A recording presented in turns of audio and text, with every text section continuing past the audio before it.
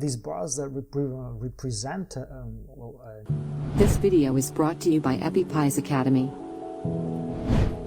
a safe mechanism, I guess that's what you call it. I don't know if there's someone watching this this video that is an expert on safes. You can correct what I just said. Maybe it's called something else.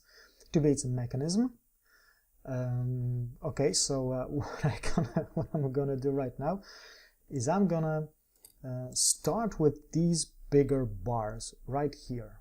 Okay, so what I will do is I'm gonna go ahead and make my rectangle tool active, and I'm gonna make it I'm gonna make the fill dark blue. So somewhere here, I'll try to do it right on this vertical guide. I'm gonna alt click and drag to make it something like so. I think this should be fine. And of course, let me just, yeah, it looks fine. So what I want to do right now is, of course, I want to rotate this guy, and we'll have the equal number of them, right? So it looks nice, well, proportionately. So we already know that, right? So I'm just gonna select this. I'll go for the rotate tool, and Alt on a PC or Mac or Option on a Mac. I'm gonna Alt click here on the center, and well, it's really totally up to you for how many copies you are going for. I think I'm gonna go for, let me see, for 8. I'm gonna hit copy, and let's now just hit Control on a PC or Command on a Mac, plus the D letter, and let's see what it looks like. I think it looks really nice. What do you think? I think it looks nice.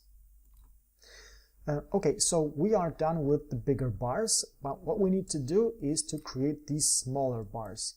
And this can get a little tricky, so take a bit more, a bit closer look on what I am about to do right now. Of course, I want to copy and rotate, or clone and rotate these bars, but I want them to be smaller, right?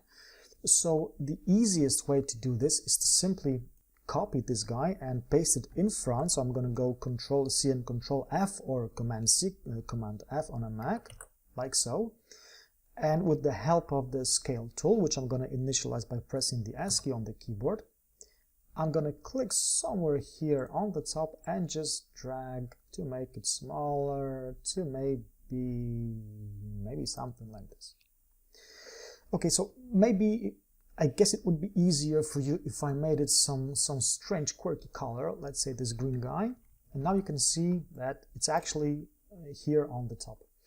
And before I start even duplicating and rotating this smaller green bar, I think I'm gonna lock these guys, and this is just well, it will make easier for me to finish the whole effect off, and you will see what I'm talking about in just a second.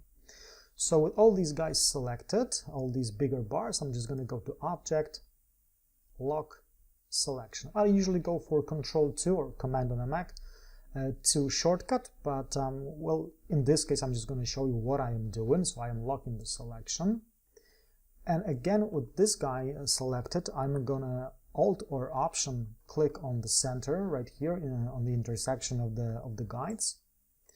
And of course I don't want to have this I don't want this angle to be exactly the same as before.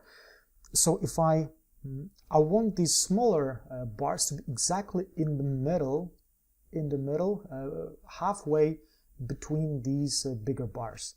So I'm going to go 360, and before I divided it by 8, right? So now I have to divide it by 16, so my angle is 50% smaller. And I'm going to go copy. And again, I'm just going to go Control or Command D to repeat all these, to repeat the step and to create all these guys like so. So what I really want to do right now is to just select all these unnecessary bars that are right here, and as you can see, locking the bigger bars really pays off right now, because I am avoiding an accidental selection of these bigger bars. So now they are all selected. I'm just going to delete these guys. And the fact that we made them green, or well, we gave it a completely different fill color, it will help us right now in selecting all these green bars in just one click. Because here in the control panel we can simply select, we can use this option called select similar objects, and from this drop down menu I'm just going to select fill color and click select them, and as you can see all of these guys are selected, and right now I'm just going to make them blue. Let me just zoom back out, and as you can see all these guys, all my, well, the whole board, I don't know how you call it, the whole mechanism the whole mechanism is created. The font that we went with is called Hind. It's called Hind, like so. It's a Google font. We chose it because we wanted to. We also created a website for this client, so we want to have some integrity in terms of the logo type and the body font on the site.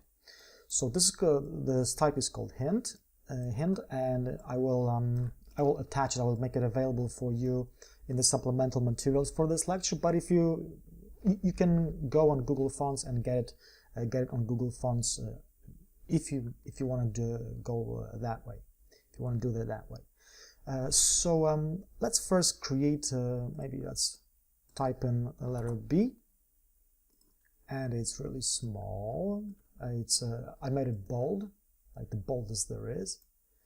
And let's see if the size is okay. Maybe that is just a bit too big. Let's make it 42. And of course I want to make it dark blue, and I will outline it. So I will go to, I could go to type, create outlines, or I could simply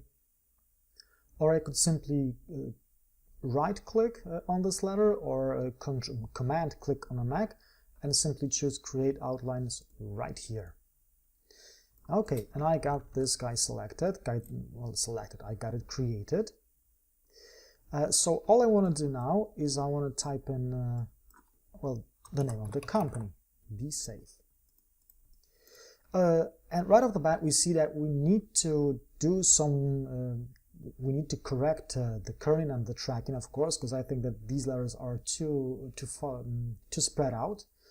But these are not the only things that I think are not okay here. Let me show you what I mean. First, I'm going to just create outlines like so, and maybe I'll make it blue already. Let me just zoom in real quick here.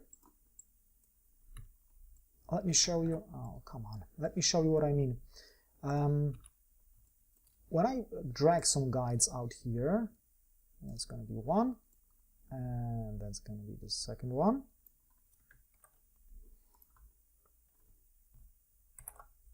Let me get rid of this guide here. I don't need it anymore. You can see that especially the F letter is bigger than the B, the capital B. So what we could do is we could simply make this letter B bigger, or if we don't want to go that route, we can simply make the F letter small. It's really totally up to you. But before I do all that, I will make sure that these guys are ungrouped, so I can just right click on these guys or command click on them and select ungroup. And in the align panel, I will make sure that they are aligned to the bottom, just like so. Okay, let me just bring it a bit up. So right now, I think I'm gonna go, I think I will make the letter F a bit smaller. So I'm gonna move this guy a bit down, and I'm gonna move the letter F down, like so. And I will select with the direct selection tool these guys, these two anchor points here on the bottom, and I will just nudge it up a bit. And I don't know if you noticed, but also this letter A has this this part of it. These two anchor points are a bit up, so I'm just gonna nudge it. Or am I gonna nudge it down? Or am I gonna leave it? I think I'm gonna leave it, you know. I think maybe I'm exaggerating right now. Maybe it looks fine. Okay, so right now what I want to do is I want to make sure that the spaces between between the letters are equal. So I will select all of these guys and I will go to the Align panel, and if you don't see it right here, let's just go to the Window menu, choose Align. I'm gonna go with Show Options, and what I want to do here is I want to distribute these letters. I don't want to align them, I want to distribute them. But I don't want to just distribute them. What I want to do here is I want to distribute them in relation to one specific letter, and I want to distribute them in relation to the letter B. So what I'm about to do is I want to distribute them in relation to the key object. So we need to remember that these guys are not grouped, and this is really important right here. So these guys are not grouped, and to establish, to make one object the key object, all I need to do is to just when it is selected, all I need to do is to simply click on it again, and you can see that it looks like we added a whole bunch of anchor points to it, right?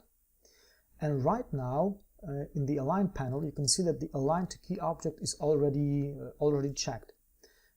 And in here, in Distribute Spacing, we got horizontal distribute space and we got vertical distribute space. And what we want to do is we want to distribute it horizontally by, let's see how many pixels or points or millimeters. I went with pixels because it was supposed to be for a website, that's why I went with pixels. Let's see, 3 pixels. And as you can see, we moved all the letters in relation to the letter B, and now all these guys are exactly 3 pixels away from each other. Although I think that this letter pair, like F and E, I know that mathematically they are all right, but I think that optically they are not all right, so to speak. So if it hurts your eyes like it's hurting mine, you can just nudge it maybe a bit to the right. Yeah, I guess that's fine. I know that I think that the letter F right now kind of aligns, like when we bring out a guy, see it kind of aligns with the letter E right now. But I think that optically it just looks better. And yeah, there we go. We got our logo created. So I hope you like these videos. I hope you like this design. Tell me what you think about it. If something was unclear, of course, go ahead and post a discussion and ask about it. Ask about what you would like to see improved or what you like to see changed. And see you in the next video. Take care.